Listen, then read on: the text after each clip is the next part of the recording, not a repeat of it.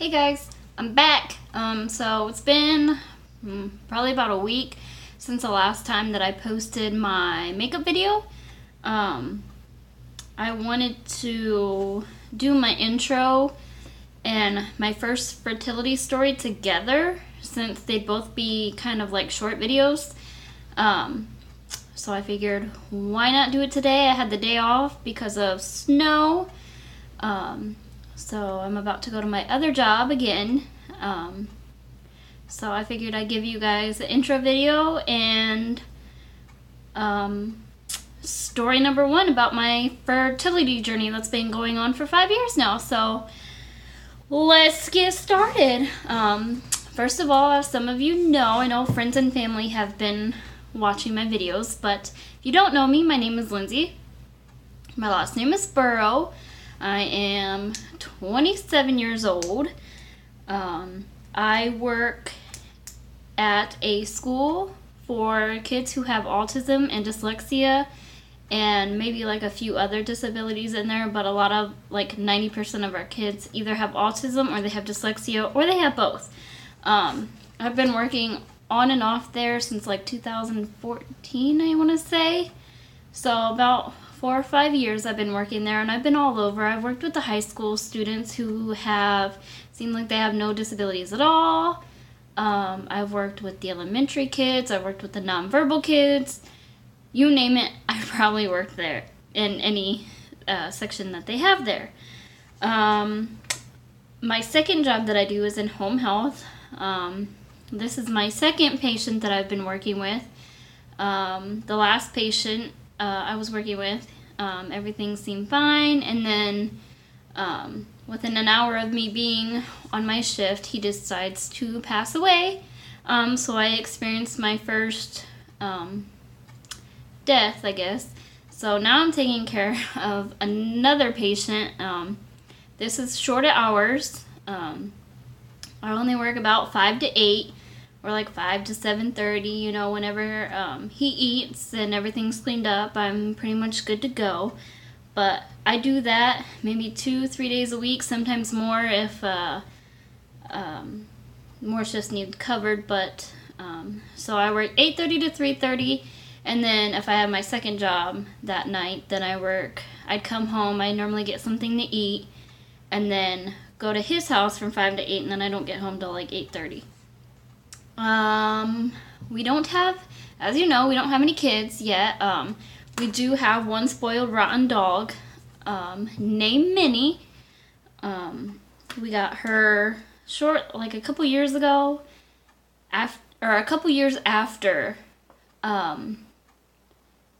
we found out, or that we've been having trouble, having kids. So she's kind of helped us through our dark time. I've been married to my wonderful husband, Steve, for 5 years. We got married in July of 2013. He also has a channel, by the way, Stephen Burrow. You can search him. It's got a picture of our Australian cattle dog. He posts a lot of game stuff. He actually just posted a prank video of me.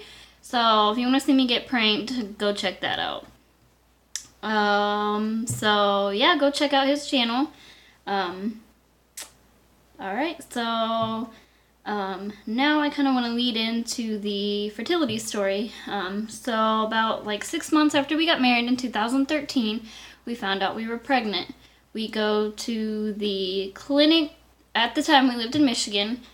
So we go to the clinic there, and I did the urine test, and I did a blood test because they needed to know what kind of blood type I had, just past experiences or something. There's been bad cases where like a mother's blood and the baby's blood doesn't mix, so they wanted to like catch that early on just in case it was that rare blood type.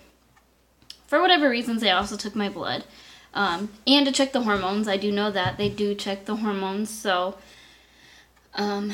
So my first visit, we found out we were pregnant. I was about 3-4 weeks. The first time we discussed problems. They said, basically we're going to see you in like 3-6 weeks, whatever the first appointments are apart.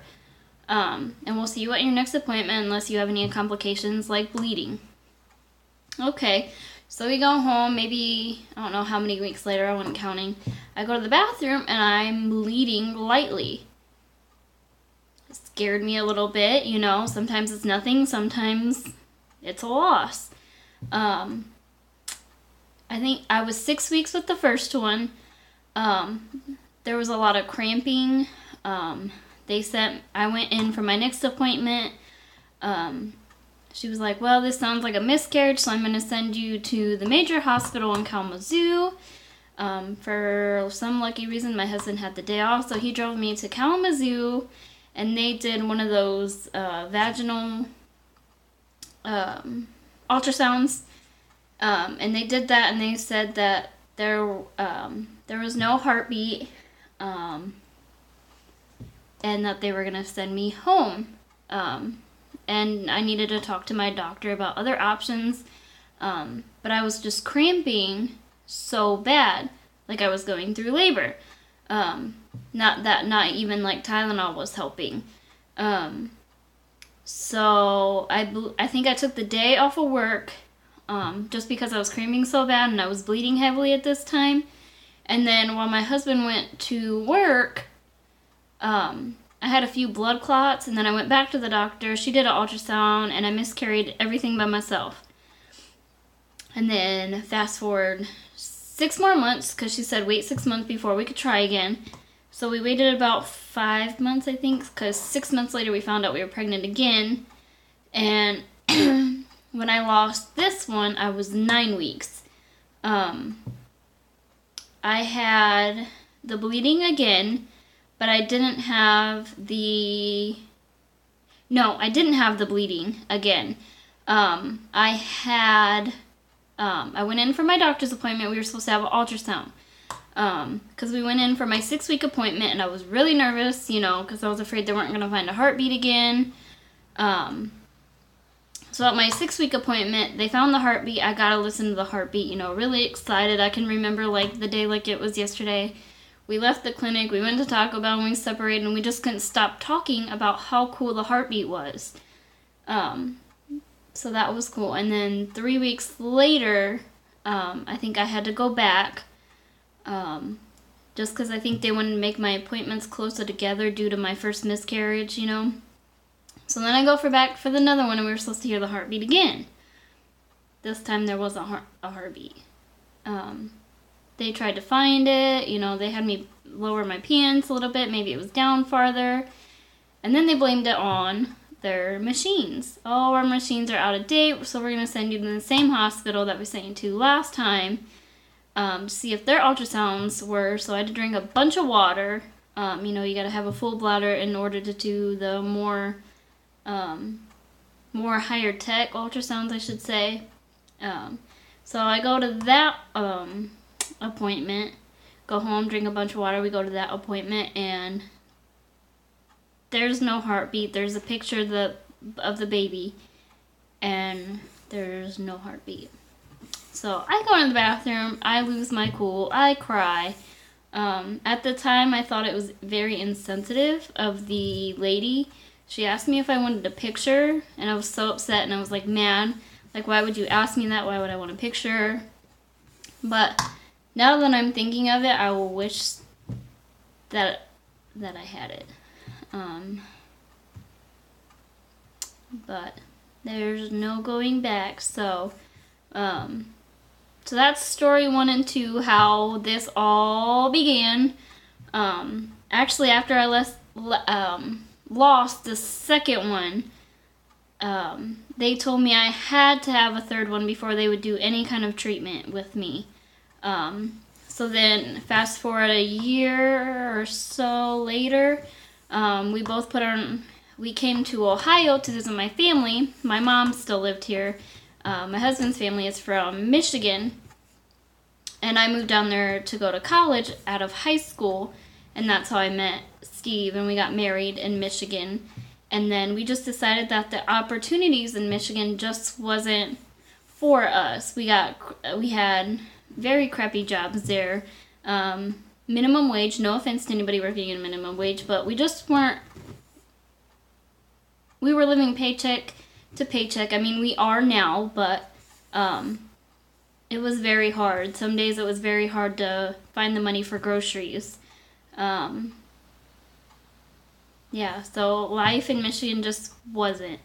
And then we moved to Ohio, and we tried for about a year on our own, and then I was like, we gotta figure this out. So I make an appointment with a local doctor's place in Van Wert, and basically I fired the doctor after the first appointment because he basically told me I was too fat to have kids. So I was like, nope, that's wrong, because there's people bigger than me who have kids, so we ain't even gonna get started on that. So I fired him, and I moved to a specialist in Lima, and I've been going there for a couple years, and he drew my blood. I think there was like 11 vials of blood to test my thyroid, to test I don't know, like a few other things, but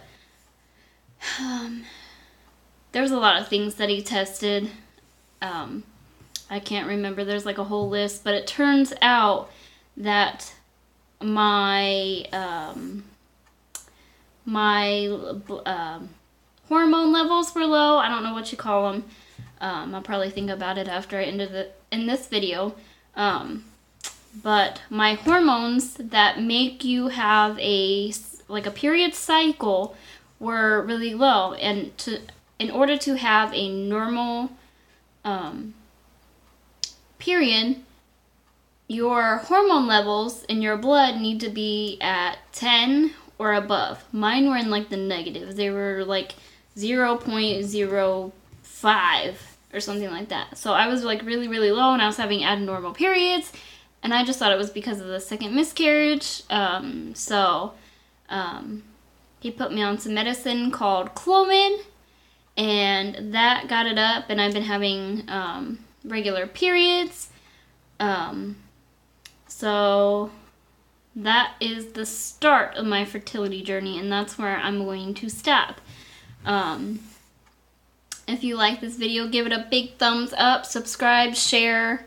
Again, don't forget to check out my husband's channel. And we will start off with story number 2 when I come back with my next video. Bye!